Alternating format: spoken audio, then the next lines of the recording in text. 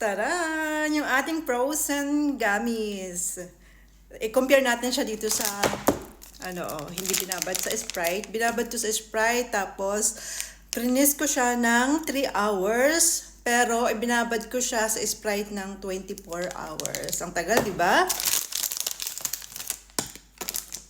Ito yung normal na laki ng gummy bear.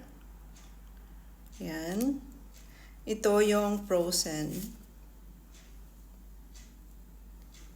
Tapos ito naman yung natira na try din natin siya. Ito yung natira na gummies na binabad sa Sprite.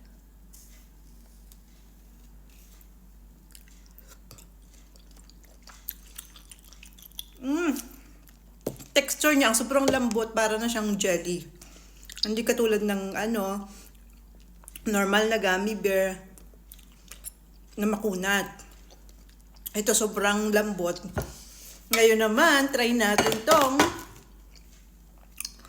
frozen gummy bear. Ano kaya masarap? Try natin muna itong kulay green niya. Wah!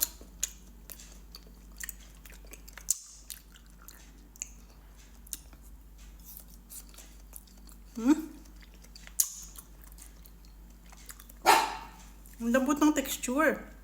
Tapos natutunaw siya sa dila. Dili.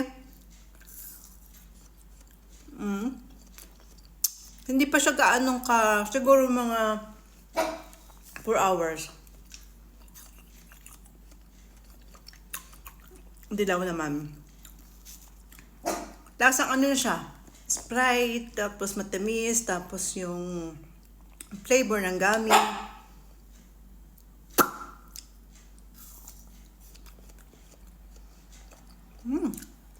Sarap!